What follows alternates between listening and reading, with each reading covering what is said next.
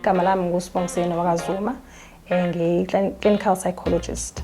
Ngisebenza njengamanje ngisebenza esibhedlela ekuthiwa i-Fort Napier Hospital esePietermaritzburg. Ngifunde ngaba i-clinical psychologist with i-masters in clinical psychology. Ngayenza ukuqeqeshwa kwami kokuqala, which is internship yami esibhedlela ekuthiwa i-Fort England esise-Eastern Cape.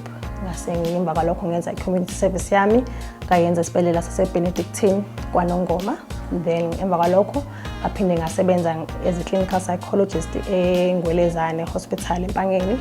So ngisebenza kakhulu nabantu, umsebenzi wami kahle kahle unabantu, ukusebenza ngokomqondo womuntu, ukusebenza kwemqondo womuntu nokuthola ukuthi mhlawumbe umuntu yini emhluphayo emoyeni ukuze ezokwazi ukuthi agcine ebe kahle nasemoyeni wakhe. Into engiyithandayo ngomsebenzi wami ukubona umuntu eqala efika mhlawumbe kwesinye isikhathi engenakho ukuqonda ukuthi kahle kahle yini emphethe, kwesinye isikhathi mhlawumbe enakho ukuqonda ukuthi unenkinga kodwa mhlawumbe engazi ukuthi usizakala kanjani. So kumbona umuntu efika kuleso simo ekuso eqhubeka eziqonda yena kangcono, ebangcono futhi akwazi ukuphila ngaphandle ukuthi azaza abonane ne-psychologist.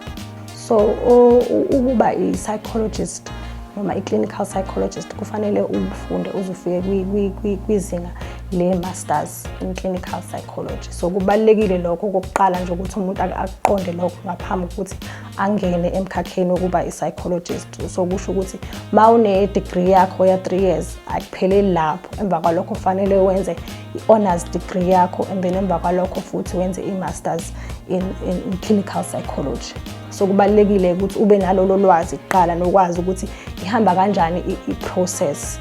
Bese kwesibili engakusho ukuthi umsebenzi wethu umsebenzi obalulekile kakhulu, futhi esikhathini esiphila kusona sikhona isikhala, siyabadinga abantu abanye abazongena kakhulu kulomkhakha, kakhulu futhi abakhuluma ulimi leli lesiZulu kakhulu.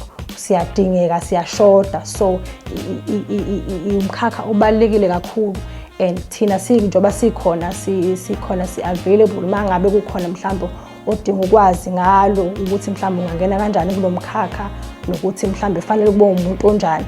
Okubalulekile nje kufanele kube umuntu okokuqala nje ozowuthanda umsebenzi futhi ozothanda abantu, nentshisakelo ukubona abantu kube right.